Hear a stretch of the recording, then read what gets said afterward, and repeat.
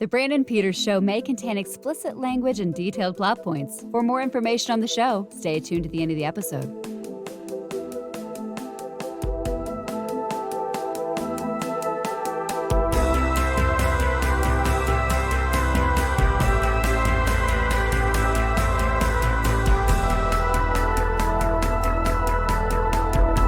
And now, here he is, Brandon.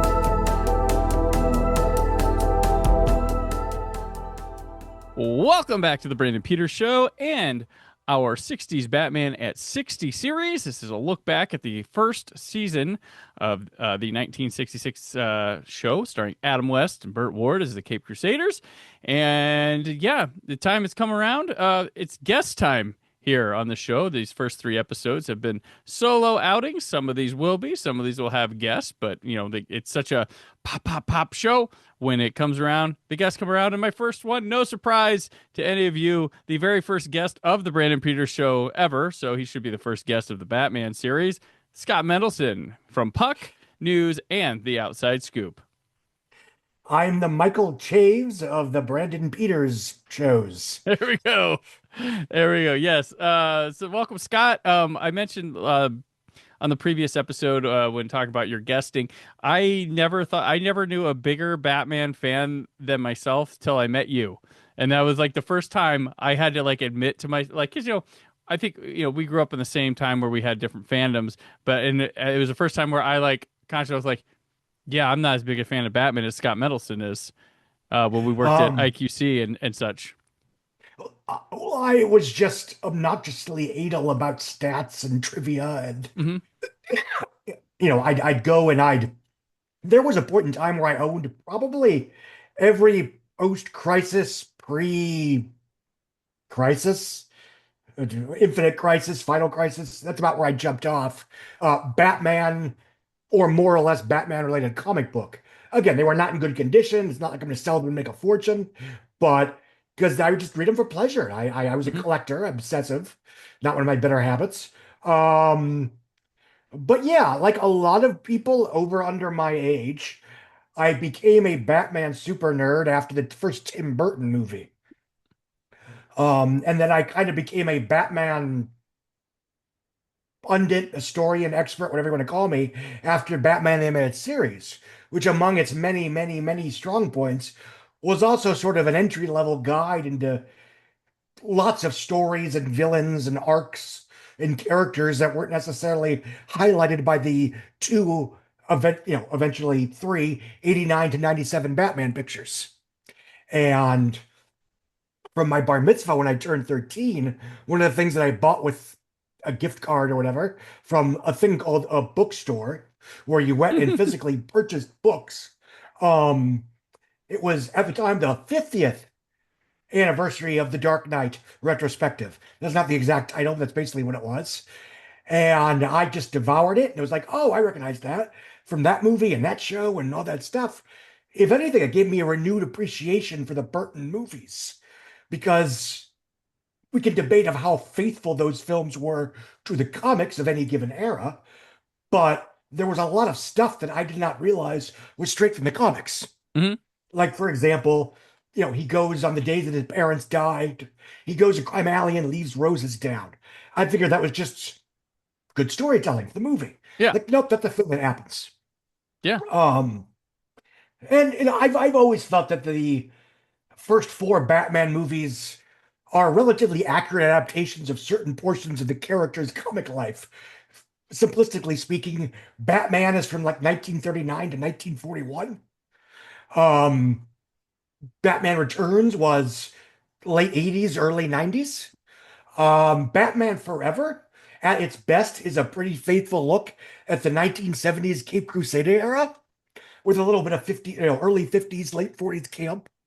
And then Batman and Robin, which I do not hate, although it's not a good movie. It's a pretty faithful adaptation of the pre-TV show 1960s and the late 50s, which wasn't exactly a high watermark for the comic book either. Mm-hmm. As far as where I discovered the show, again, like I imagine a lot of people, you know, over under my age, not lifetime, Family Channel Family was Channel. airing Yep. syndicated reruns of the Batman show when the Burton film was coming out. Um, and at that age, I knew they were, cheesy and campy and silly, but they worked on their own terms as well. I Hmm. was never not entertained, although even then I knew that some of the episodes were better than the others. And Yeah. of course, like I imagine us, most kids or people evolve in terms of their opinions of Weird Al Yankovic. When they're young, this is hilarious. When you're older, this is stupid. And then when you're older still, this is brilliant, and I now understand why. Yes, yeah, that's the same. Yeah, the same path as this. I had mentioned before. That's funny. So, like, I had memories of this show rerunning somewhere when I was very young because I have the Minstrels cliffhanger of Batman and Robin getting barbecued in my head as a core memory of like a young kid watching Batman. You But picked then, a winner. yeah, but other than that, cloudy. But when Tim Burton's Batman came out, yes, the Family Channel was where I'd tape it every night at 10 o'clock. It aired. So I had taped that, and I always remember the 700 Club was right before Batman with that shit stained Pat Robertson and all that. Like, so all my tapes had the end of 700 because I would always be like 10 minutes before, 10 minutes after. So I would tape it every night on the Family Channel. I believe some other channels showed them, but yeah, it was the Family Channel began a syndication package, which they did not begin where the show begins. They began with a later episode with the Joker was the first one they aired with Robin, something with Robin at school or whatever. That was the first one they aired. I imagine they were trying That was to. like a late one, It wasn't was a it? late one. They just aired them in any sort of order because I don't know. They were probably like Batman versus the Joker. That's probably what they were going for. And it was a solo. That story began with Batman being solo and going through down the bat poles, not Robin with him. So maybe they were trying to find something that fit with the movie best to start. But I also had memories too because I must have been my mother or my uncles or somebody's growing up. I had a ViewMaster. Those kids who don't know, there's these little red things, and they have these discs with like high quality film pictures in them, and they would put out movies and TV shows like storybook with visuals on them, and you'd hold them up to a light, and it was very three dimensional. And I had the Catwoman was one of the Catwoman tales was one of the stories you had with the ViewMaster. So I had that one on the brain quite a bit. But yeah, Family Channel. That's where I think WGN kind of showed them randomly, but it was not at a consistent 10 o'clock time. And yeah, it was a interesting, fun time to watch Batman. Yeah, this show. So 60s Batman, Get Smart, and Seinfeld. I had every episode taped off TV on VHS. Those were the series that I had like that. Just because I want to correct myself, I was wrong. The episodes the Joker goes to school and he Yep. meets his match, the Grizzly Ghoul, were episodes 15 and 16. So it was in the first First half, the season, yeah. third of the first season. Well, I Yeah, remember Opa. For some the reason, I think that was the later one. their first Riddler episode they showed was not from the first. Like I didn't see the Riddler, the pilot, the first episode of this till like later in that season's when it popped up. So I didn't even know it was the pilot when I was a kid watching.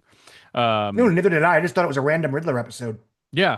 So, and that's one thing I want to bring up. I have in my notes here before we get into this episode. I have liked that this series. We just start with things have been in progress for some time. And Burton's movie does that too. Like and it's refreshing. Like there's a past. It's like a comic book when you pick it up at the grocery. That's why I like the James Gunn Superman movie last summer so much because it felt like I just picked up an issue. It didn't treat me stupidly. Just they're like things have happened, and I like that. Yeah, there's no villain origin stories here. I mean, there will be later. I think a couple, but it's all just said in a word and has been going on. People's dialogue, you pick up on it. I think at times we place too much importance on showing and telling the origins and backgrounds as the story rather than just letting the stuff get peppered in through dialogue over multiple adventures. Like we've It's turned the origin as the most important story and it doesn't have to be. Yeah, I mean, I love Batman Begins as much as the next nerd, and but that and Superman Returns sort of it's like there are other ways to do this. You don't have to do it that way specifically. Hmm. You don't have to follow that, Tom Mankiewicz, Richard Donner template. And yes, James Gunn Superman, among other things, they finally took my advice that I say all the time for one franchise reboot after another is like, just skip to the sequel. We don't Yeah. need to see the origin story again. Just start with part two when they're fully formed and kicking ass. And but this time they I mean, we could debate how dark James Gunn Superman is, but it does feel like the darker, grittier sequel where the hero has to confront the limits of the wish fulfillment fantasy in the first film. Yeah. Yeah. Um, And yeah, like I there even like Casino Royale, even though it's an origin story, didn't feel because we see James Bond in action from the start. We don't watch him at training yes, camp or anything like that, or debating whether this is what he wants to do. Like it's just his first like mission in a tux. Like yes, that's yeah, that really really it. is. And mea culpa, because I cannot remember the show or movie that I'm thinking of. But okay, I'm not thinking of Smallville, but I remember at the end, 10 years into Smallville, Hmm. the series finale, and he gets the costume, and I'm like, so what? To the characters, that Right. means nothing. He's Right. been being Superman for 10 years. Yeah. Yeah. Um, there was some other, I'm gonna think about it as soon as the recording ends, I'm sure. But like, there's a crucial like third act point where he gets the costume, where she gets the costume, and it's supposed to be this big deal. It's like now you are worth. You know what it was? It was like Mia, forgive me because this is a sensitive subject, but Wakanda Forever, Hmm. where it's like she is who she is before and after she puts on the Black Panther costume. The Right. fact that she now has the title of Black Panther is kind of irrelevant in Yeah. terms of the story being told. Um, and that's sort of a bigger issue before, in words, and after the sort of superhero domination of pop culture is that Hmm. we've like they've turned like being a costume hero into like a ranking that you achieve once you pass a number of you get your black belt or whatever. Yeah. And I adore the CW shows, especially in the earlier years before Hmm. Crisis on Infinite Earth. But like the way they turned like being a hero to this job that you eventually become worthy of being called, it's weird. It's Well, it's not. the Flash started out with like everybody was human and there's Barry. And then all of a Yeah. sudden by the end it's like everybody's got some meta thing except Jesse L. Martin. His is just depression. And then yeah, and then it doesn't feel like you feel like such an outsider watching. It feels like kind of like the Fantastic Four movie, the MCU one, where it's Hmm. like we are so focused like it doesn't feel like there's a world out there anymore. It like even though there are regular normie people in that Fantastic Four, it's so hyper focused and those people are so irrelevant that you're just like in a room with the Fantastic Four the whole time. It's like Yeah, and it's a better movie for any number of reasons, but I remember when we talked about the 2015 version, you noticed that this is a $125 million movie that takes place in a lab. yeah, And you're right, but this film more or less takes place in a single apartment building. living room, yeah, yeah, Again, that's a simplification that, for one thing, the mid-act outer space birth chase scene is kind of awesome, yeah, but I digress. Um, and and I think that's a yeah, problem that all a lot of serialized superhero fiction has to deal with, where when you've told the stories long enough, when you have enough heroes, they only interact with each other. And the obvious mhm. example is like the first season of Heroes, warts and all, was interesting because you had these superpowered characters who were interacting in the real world. And really, by early season two, they were just interacting with each other. Yeah, And it was boring because right. of that. True, true.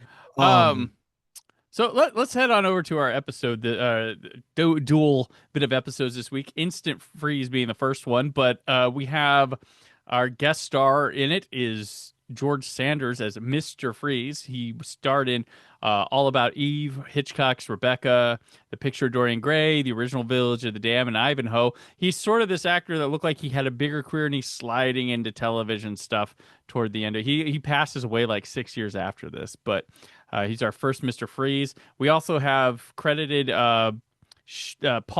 Robert Hogan, sorry, plays Paul Diamante, the baseball player. Big career as a television star. Nothing like that'd be like, oh, this, but he in a lot of shows throughout, like just consistent work. And then Shelby Grant, who plays the princess in this one, she has only 13 credits to her name, and she guested on Bonanza, My Three Sons, Marcus Welby, MD, and starred in Our Man Flint and Fantastic Voyage at that time. So maybe she just did a stint and was like, this isn't for me, or maybe went into some sort of business. But she, That is shocking because watching the episodes, she seemed more poised and I don't want to say professional because these people are all very good at this kind of right. comedy, but she did seem to stand out in a way that made me think, I wonder if she's a movie star. Yeah, no, just short But term, 13 credits. Also, at the very beginning of the episode, running out of the ice rink in ice skates to talk to the police is Terry Garr. That's pretty awesome. The blonde at the beginning, that holding hands is with the amazing. boyfriend. She was in there. Batman, directed by Robert Butler, who did the first the Riddler story and the Penguin story at the beginning. And then it feels like this is almost a James Bond situation where Terrence Young did the first two. Then Guy Hamilton does this big hit in Goldfinger, and now he's this guy comes back for revenge because he's a little bit more ambitious directing than the first two ones were. Written by Max Hodge, who wrote Hondo, The Wild Wild West, The Night Stalker, and Ironside, and Marcus Welby, MD, and Quincy, ME. And Mr. Freeze, the character, was created by Sheldon Moldoff, although I should note he was Mr. Zero until this show. He became Mr. Freeze for this show. And his identity is Dr. Chevelle, and that's who he is for the show, but this is where he's been identified as that. It would later change.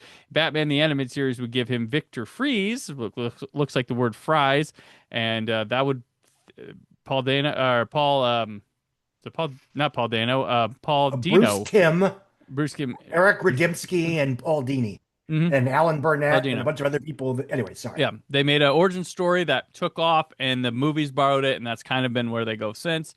This was based on the comic Batman number 121, Ice Crimes of Mr. Zero. It also borrows from Batman number 10, Princess of Plunder, which is a Catwoman story, but in that one, she has a bunch of people dress up like Batman to cause confusion in a fight. I believe they borrowed it from that.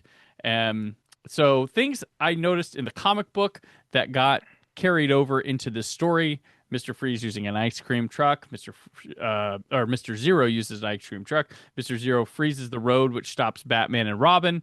But in this show, it's a cop that slides on it. Mr. Zero robs a bank by freezing the vault and lasering it. His goons they have a heating structure based for themselves in the hideout.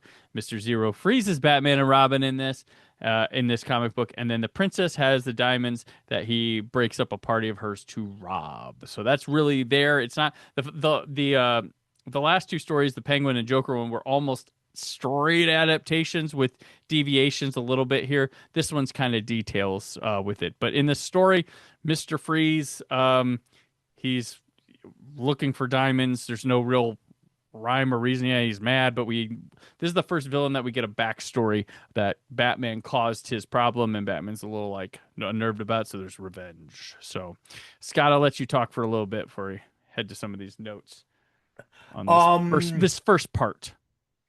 I will say, speaking of Batman animated series, in the end of the second episode, when Mr. Freeze has been defeated and he's sort of monologuing, there's at least one line that's word for word what we heard out of Mr. Freeze's tragic lament from Batman the Animated Series. Yes. So I was like, wait a minute, I did the Leo thing where I point at the screen. And I haven't seen this in a long time.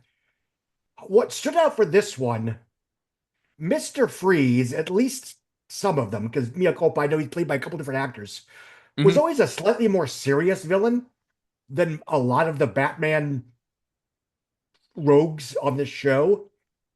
And watching these two episodes, again, this is all very relatively speaking. So, Right.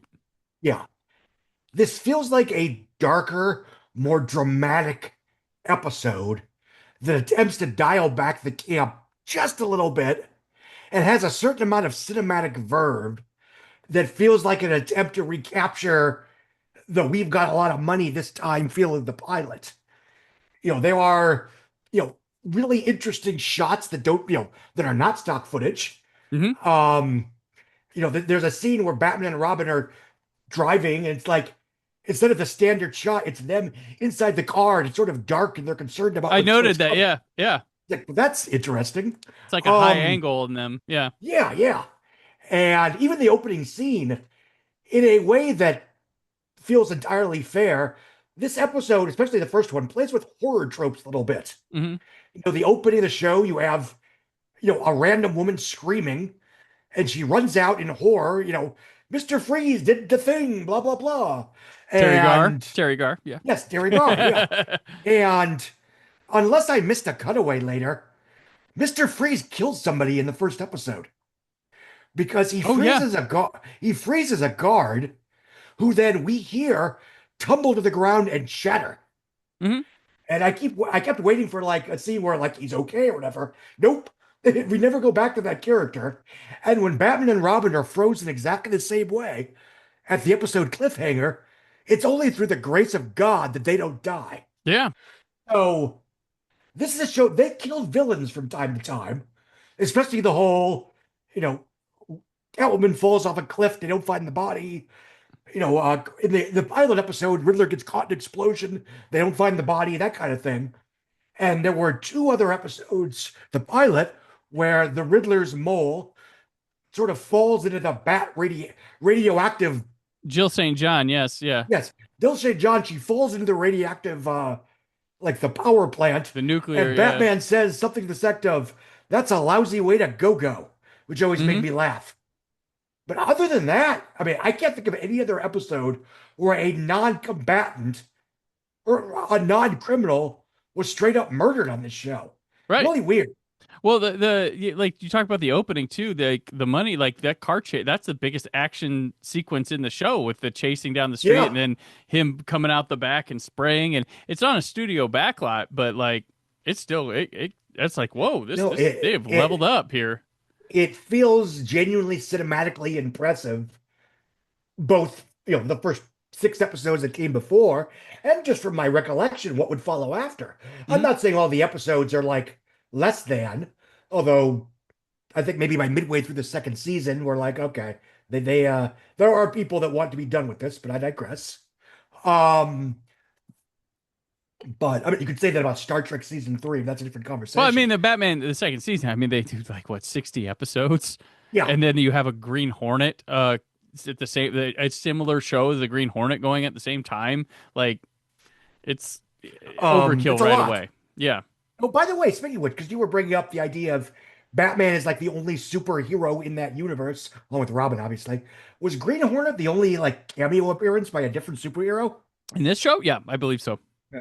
That's real. And that's That another thing exists. Yeah. that another reason this holds up is that, like Batman the animated series, which had a few cameos here and there, Hmm. it's mostly the real world, except Batman and the villains are around to cause chaos Yeah. or to stop chaos. Yeah. So that allows it to be grounded in a way that a lot of superhero fiction either never was or eventually does not become. Yeah. And that's why Um, I prefer my superhero live in his own world, like, or his or yeah. her own world. I mean, it was awesome to have this MCU Avengers thing, but when I rarely read the Justice League. I didn't read like the big one. Like my group of superheroes was the X-Men because they were all in the same comic book, That's where I went to, but I always liked my contained like this only happens in this world type thing. But because when you get superheroes, so many of them, it's so complex. Like does the MCU also, they have all this world with tons of superheroes. They also need mutants everywhere? Like what we're gonna do here? I don't remember who said this, but it was somebody involved with Batman animated series. Hmm. I don't know if it was Bruce Timm or Paul Dini or Eric Radimsky or what have you. But one of the reasons they didn't have a bunch of supervillain team ups on that show is because, in their opinion, and like when you take three villains and put them in the same episode, each villain becomes a third less interesting. Yeah. And I think there's truth to that. Oh, there is totally. Or Um, you realize that some of them repeat each other. It's like the same yes. same people. One thing you mentioned about this being serious. So I have this section here that I call it clues. It's Riddler gave riddles. Penguin messed with Batman, and Joker had clues as well. Mr. Freeze doesn't give Batman anything. Batman and Robin come up with is basically crime scene detective work. It's not like he's not like, haha, this and it rhymes with this, and then we go here. So that is that is noteworthy. Um, the also the celeb window cameo. We don't have one here. We don't even have climbing in this episode. I'll spoil. We don't even have climbing in this whole story. This is going to be the first story with no climbing at all in it of these three. Um, Gadgets on use here in this episode. Did you count them all, Scott? Did you get? I did not count them Don't all. worry. That's why I'm here. I We have know. the bat phone, the bat poles, the bat cave, the Batmobile. Those are like the givens for like every episode. The portable freezing chamber that's in the Batman. I wonder if he takes it out of the Batcave ever or Batcave ever. But the anti-freeze capsule. This is my favorite one. The giant lighted lucite map of Gotham City, which is just it's like labeled that, and it's a map of St. Louis turned upside down. Then we have the interdigital bat sorter, anti-crime computer, and lastly, the emergency bat turn lever is used. So if you went to see Mercy this weekend, which probably very few of you did, you thought, gosh, this whole crime computer AI thing seems a bit fascist.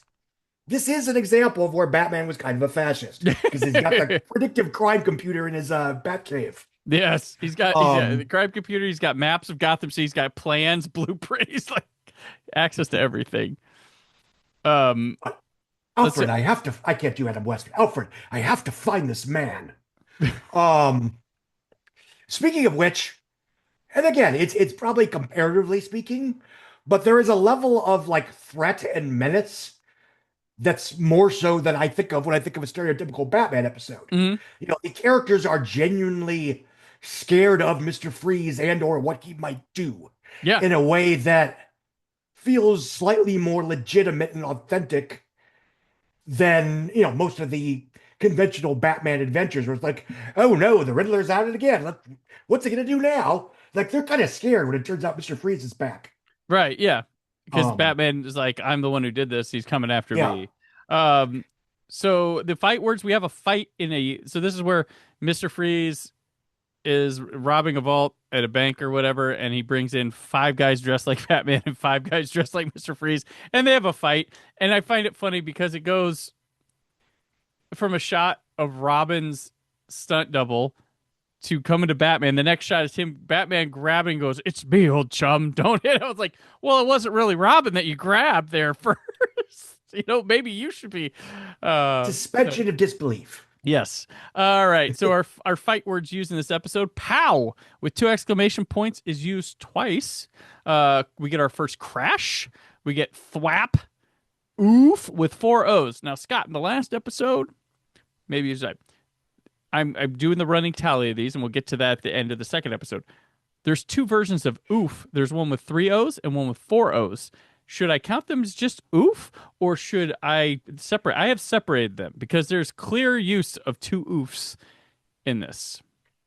I would keep them separate as long as it's not inconvenient. The reason that, like, if they become like interchangeable, that's interesting. Yeah. Or if one of them supersedes the other and becomes the definitive oof for Batman, it is interesting that in this 1 or 2 episodes they used a different one. Yeah, and then there's Biff with 2 exclamation points. So that's the last one for this episode. But there's ones I'm coming into that have 1 less exclamation point, or this. And Biff in the opening titles only has 1 F, but Biff when they've used it on the show has been 2. So just fucking slackers. Food for thought. And the lastly are Robinisms. It says shades of Sandy Koufax, holy iceberg, holy blizzard, holy schizophrenia, leaping lumbago, and holy snowball. And yeah, so those are all he says. Enjoy those because the next episode you'll see something that I'm going to point out later. Noteworthy, the Gotham baseball team is the Eagles, the Gotham City Eagles. This returns the atomic batteries to power turbines to speed, ready to move out. That was not present since the first episode. Then Mr. Freeze has a good line. First I toy, then I destroy. Need a shirt. Shirt. He's a badass. Mm-hmm. And the freezing effect is just glowing too. That's so well, it works. Mm-hmm. And something that stood out again, I have seen these several times over the years, some episodes more than others, but even though it was obviously meant to be a little tongue in cheek, and that's fair, Hmm. considering the current hellscape in which we now live, I was almost genuinely moved by how compassionate this Batman is. Yeah. And again, it's something I always knew because I've Right. seen these before, but it just stands out now. It's like he's such an idealistic version of what we'd want a costume superhero to be in terms of his empathy.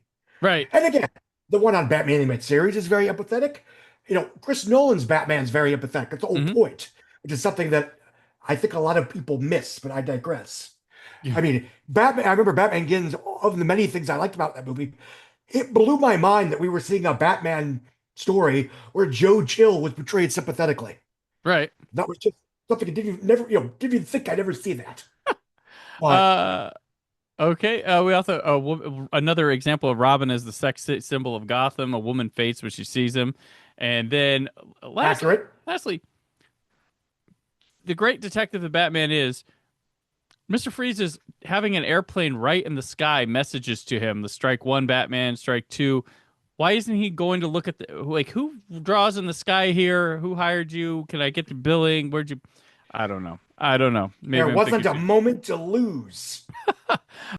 It's the show, and it's fair, it's Totally. fine, but I cackled out loud when, like, after the credit sequence, you have Christopher Gordon and Chief O'Hara. They're Mhm. like something like "Streets frozen solid," the ice cream truck, blah blah. Who could be involved in this? They're like, Right. wait a minute, Mr. Freeze. Like, really? You thought it was the Somebody Riddler? Someone needs a sketch where they both say the wrong different villain. Yeah. I forgot the cliffhanger. Yeah, Mr. Freeze freezes Batman and Robin and escapes. They say answers tomorrow night, same time, same channel. There's no bat in it. No bat on screen. No bat said. And then it said, but one word of warning: by watching, you too can lose your cool. And yeah, we're now on to Rats Like Cheese. This has this, George Sanders again, Mr. Freeze, same writing director, same guest stars, no Terry Garr in this one. They resolve the cliffhanger by Batman and Robin taken by ambulance to the hospital to get thawed out by Dr. Vince. And I have to say, like, this is filmed all super serious, like it Yeah. is at night. I Maybe it's because mean, a lot of this is taking place at night, and most of them have been during the day. But it's yeah. got a super serious tone to it that happens. Um, I mean, again, this is all on a curve here, but these two episodes do feel like an attempt to tell something closer to a drama than a comedy Yeah, in a way that I think this is one of the better episodes of the season because of that. At least it stands out very, in a way that, like, oh, this random Joker or that random Penguin episode might not. it didn't even need to have Uh, the fight at the end. It was a no. more satisfying conclusion. And like you were saying the last time that they seem more serious. If you, I'm going to jump right to the Robinisms. We got two. There's Holy Sherlock Holmes, and it'll be a colder day than 50 below zero before you beat Batman, Mr. Freeze. Now, he's not in the episode much, well, as much as he normally is. And when he is, he's not talking. Like he is like there's a lot in the finale with Batman. And so in this episode, Mr. Freeze kidnaps a baseball player from the first one and, exchanges him for Batman to bring Batman to his lair where he already has Robin. And he's like, I'm going to do to you what you did to me. And Robin's just there quiet at the table. Like he doesn't Hmm. like Burt Ward has not a lot of lines compared to what he is in the other ones, and they've really toned it down and it makes it a really serious, interesting episode that almost feels quiet compared to how loud the previous run has been. And yeah, and we forgot to mention the interesting effect of Mister Freeze's base with the red. Oh, I love that. It's That so was so cool. cool. Yeah, it still Yeah, looks no cool. pun. Like yeah, still Yeah. looks cool. But yeah, so this one is like very less silly. It starts out very serious at the hospital. Granted, we have him like frozen, but it's still very serious. And yeah, so Batman Bruce Wayne has a relationship with this princess, well, not relationship, but he accompanies her to a baseball game and stuff like that. But yeah, it's a very very interesting one. It's also one of the few times that one of the few times that Robin disobeys an order from Batman. Yeah. Um, and again, I don't want to be like this is a dark and gritty episode, but comparatively, kinda. I Hmm. mean, Yeah. um, And I mean, the performance by George Sanders is not like the no, it's very serious. And he's got the Um, German accent he's going for. and forgive me, who else plays Mr. Freeze on the show going forward? I believe Otto Preminger, and then what's his name? I'm looking at him right. Eli Wallach. I have a Good, the Bad, and the Ugly I poster want to go right over back and here. rewatch them to see if they're also as comparatively dramatic. Yeah. I don't, and again, I should have They looked this up don't wear before the doing. I helmet though. apologize. They don't wear Yeah. the helmet. The other and they both. He's the only one that doesn't have the colored skin. He just has his normal skin. They do the fake fog. Whatever they're doing to make the fake fog. It's a very interesting aesthetic choice that adds a vibe to it that I don't think was intended. It just looks like ooh. But like from the last episode to this one, there has been a very different. There's been a more ambitious way to shoot the sets in this, and then the lighting has become a little bit more darker. And even the Joker one last time had a bit more darker of a tone with the lighting to it. Um, and so yeah, I mean, it's all the things that I've always appreciated about this series were pretty well represented in this episode, Hmm. including some, again, I was not expecting a drama. Yeah, yeah, I wasn't And either. because again, you're right, the finale is basically a battle of wits Yeah, between two very intelligent men that, you know, again, you mentioned Sherlock Holmes is one of his Robinisms. The movie itself has issues, but all of the stuff in Game of Shadows with Jared Harris as Moriarty is awesome. And I love the finale of the film where it's the two of them playing a chess match while their people that work under them are trying to destroy and or save the day. yeah. And Well, I gotta say too, like if you were watching the series, like that, I know Frank Gorshin as the Riddler will be the main villain used this season, and then the next season Catwoman's the main one. But this feels like, oh, this is Batman's arch nemesis. If you were to guess, like this feels more yes, personal. This feels like a Harvey Dent-esque relationship that he has more so than the others. The others, oh, that darn Joker, or it doesn't feel. And whereas the last episode I noted compared to the previous two, but compared to the Penguin and the Riddler, the Joker was way more aggressive at Batman than the previous two. Like there was like each episode had two fights. They kept confronting each other, but it didn't feel as personal here as here with Mr. Freeze. Like if like Mr. Freeze feels like the ultimate, like, oh, this is Batman's main, it's be, yeah. go ahead. Sorry. I was gonna say it's almost Ra's al Ghul esque Yeah. with it. Um, and because we've had so many Batman movies and shows and what have you, we could actually have a quote unquote talk about certain shows, especially the shows that will end up like elevating certain villains to the top. Like, Hmm. for example, if you ever watch Gotham, Yeah. the show never really came out and said it, but in terms of the Mad Hatter was just terrifying in a way that the other villains, while incredibly bloodthirsty, were not. So in a weird way, like the Mad Hatter was the most dangerous villain for the middle years of Gotham. And if you ever watch The Batman, which was the anime influenced cartoon from the early 2000s, Yeah. they really tried to make the Riddler his arch Oh nemesis. yeah, yeah, yeah, yeah. And he was like serial Um, killer, like it yeah, was crazy. Yeah. yeah, he had long hair and a mustache and was Yeah. very methodical. And so yeah, and obviously beware what was it? Beware the Batman? What was the one that like lasted for only like a year or two? It was Yeah, it very was hard, yeah. and that one, because it didn't have because most of the villains that we saw were villains that didn't tend to show up. I think the big villain on that one was like, well, Ra's al Ghul, I suppose, but Hmm. yawn. But the Joker's not even on that show. The Riddler's not on that show. Penguin's not on that show, et cetera, et cetera. Um, and then in the Cape Crusader, which is the Bruce Timm, Matt Reeves one that was on Amazon, Yeah. the arch nemesis is Gotham's police corruption, which is pretty Right. cool. Right. They have, and then the gender swap penguin was like the most Yeah, notable but they're one. only in like one episode, if Yeah, I yeah, they are. recall. Yeah, yeah, yep. Um, One or two, I can't remember, but yeah, yeah. yeah. By the way, speaking of that, when you watched the show as a kid, were you traumatized and horrified when you saw a black woman playing Catwoman? No, I was just like, what happened? Well, because it's so weird because I loved it. Julie Newmar's Catwoman's like one of my favorite things in the whole world, and it was just like, what happened to her? Like, that's not Julie Newmar. What's going? It wasn't that she was black. It was just like, where did she go? And just like the movie was like, wait, what? What's going on? So Um, it didn't, it didn't traumatize me. And Eartha Kitt camped it up so much it was quite enjoyable. But it was just like yeah, it was you more know, like obviously I'm being, yeah. I can't, when I'm a kid, I can't go. Oh, let me pull up my phone. What happened to Julie? It wasn't like that. It was just like, what happened? Why did they change? Just like when it was no different than when John Ashton shows up as the Riddler. See that one, fuck that shit. Hashtag not my Riddler. Well, no, I didn't enjoy it, but It's you're fine. talking about my reaction being like, Yeah, yeah, wait, what? That was my reaction yeah. to Eartha Kitt. Like it didn't. Well, no, and obviously I'm being a schmuck just to make a Yeah. point, which is that, unless you're told to be scandalized by this shit, you're not going to be scandalized by this shit. Hmm. And I was young enough that it didn't even occur to me that it should be a big deal that a black woman was playing Catwoman. I was Yeah. like, oh, okay, cool. Yeah. That was. It I didn't mean, like, matter. my introduction to Harvey Dent was Billy D. Williams.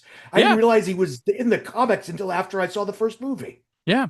Yeah. No. And then Uh, you realize you were robbed of a Two-Face yeah, performance you never saw. yeah. So Um, but anyway, I mean, obviously, I'm whatever. right. Um, Let me get the gadgets here on this one. Obviously, we have Batmobile, the Batcave, homing device, didn't have a name to it, and then the special super thermal B-long underwear for extreme cold. And that's one of my then favorite gadgets. yes, and then the fight words in this one we have Biff, three exclamation points, Wham with two exclamation points, Sock, Pow with two exclamation points, Zam, no exclamation points, all caps. Interesting. Crunch and Zlonk returns that hadn't been used for a few episodes. So our season tally on the fight words. Pow has now moved up in the lead with four. Bam has three. Oof, the 4-0 oofs has three. Zlonk is three. Crunch, Kapow, Wham, Biff, Thwap, and Crunch. Crunch, two different crunches, one with a K, one with a C. All of those have two, and the rest, a bunch of words, including yow, all have just one. So that's our tally for this week. And yeah, we already did the Robinisms and know that there's no window person. Oh, So and yeah, I this mean, I was gonna say this Princess Sandra is supposed to be a parody on this Princess Grace Kelly. That was a deal at the I time. figured it Yeah, because she was like a quote unquote civilian that married into the royal family. just like when you get to King Tut, the King Tut exhibit was a traveling popular thing in the late '60s. That was that's why that villain gets brought up. But we'll talk about that when we get to King Tut. And Mr. Egghead was, of course, inspired by the fact that everybody fucking loves eggs. Eggs, affordable eggs, right? Um, Yes, Mr. Freeze, he has a Bond villain type dinner with Batman and Robin, serving him yes. roast beef for dinner. That's what Mr. Freeze like. Would you like my roast beef? Yeah, and I mentioned Robin being scaled back in this one. And Batman punched the shit out of old man Mr. Freeze. Like that was a big. Like most of his punches are goofy, but this one was like a pow right in the face, and he knocked him down. And then we have I now baked. know why I was come to stop men like Freeze. Yeah, and then baked Alaska being served to them. Like, ooh, that got all crazy about that. But yeah, this was the Mister Freeze debut. So we have had known villain, known villains, known villains, and then next week, Batman versus Zelda the Great. The first female villain was not Catwoman on the show. Yeah, Catwoman doesn't show up for a while. And she's only in one story in this whole season. And it feels Yeah. like she has a bigger presence because the next season, and it's surprising they chose her to be in the movie of all that too, because she only had one episode. But the next season, she is everywhere. And I think part of that, we'll get to it when we get to it, but I believe the reason she's in so much is because they wanted to make it up for Julie Newmar for not waiting for her and putting her in the movie. So they gave her a lot of stories the next season because That is fair. it was a scheduling conflict that is why she's not in the movie, and they just moved It, forward. it's weird, but not to talk about Catwoman the whole time, but something you mentioned, like, I don't know why, but by the time I saw an Eartha Kitt Catwoman episode, I already knew that it was a different actress in the movie. Mm. So I just did like, okay, it's a recasting again, whatever. But yeah, I did still think it was weird that she wasn't in the movie. Yeah. As Yeah. far as why her, I'm guessing it's because they wanted a female villain. And who else you got? Zelda? Yeah. Well, and I think part of it too possibly is and we'll do this on the commentary which you'll be on, but the movie was going to be um before the show, and then they worked it around to coming after the show. And if you look, who's in the movie? It's Riddler, Penguin, Joker, Catwoman. Well, three of those were the first three villains here who probably signed contracts. The Catwoman doesn't come till way later in the season, so she probably already had stuff booked, and the movie was already planned to go, and it didn't work out. And the movie had to come out be shot and come out at a certain time, so it was mainly a scheduling drag. It wasn't like screw you, pregnant Numa. It wasn't like that. It was if you look at the cast, everybody in the cast would have been already planned out at that point, and then Catwoman would not have been. Maybe they were hoping Zelda the Great was in the movie, but she just didn't take off. But yeah, so yeah, Scott, I appreciate you joining me up here for Batman Adventure. Well, first of probably many you'll come on for this, but in the meantime, let people know where people can keep up with you. Um, I am a semi-regular contributor to Puck News. I write, run, and operate the Outside Scoop over at Substack. I do a weekly box office podcast called The Box Office Podcast with myself, Jeremy Fooster of The Wrap, Lisa Lehman, who's just a freelance contributor and box office pundit, and usually one or two other guests. And it's just a weekly conversation between myself and three or four younger, cooler, and or more culturally relevant box office pundits or film scholars as we discuss what happened last weekend at a theater near you. It can be found wherever podcasts are found. It's a good show. I listen every week. And if you're a person just checking out these Batman episodes and you never listened to my show so far, go check out Scott's show for sure. And contribute to Substack too. The best in box office analysis. All right. And I'm on the socials at Brandon4KUHD. You can subscribe to this YouTube channel where you can see these episodes. I'm doing a bit more heavy editing video wise, putting pictures and stuff in when we're talking and clips and whatnot. So check that out. Documentary, Doctor on Display, the USA tour is coming to Gallifrey One Convention in Los Angeles, premiering Friday, February 7th. And be sure to check it out. They'll be available for real-time pictures on DVD and digital. And so next week on the show, it'll be Batman versus Zelda the Great. So check in. Same Brandon podcast, same Brandon stream channel, YouTube channel, whatever. I don't know. But I always say stay film positive.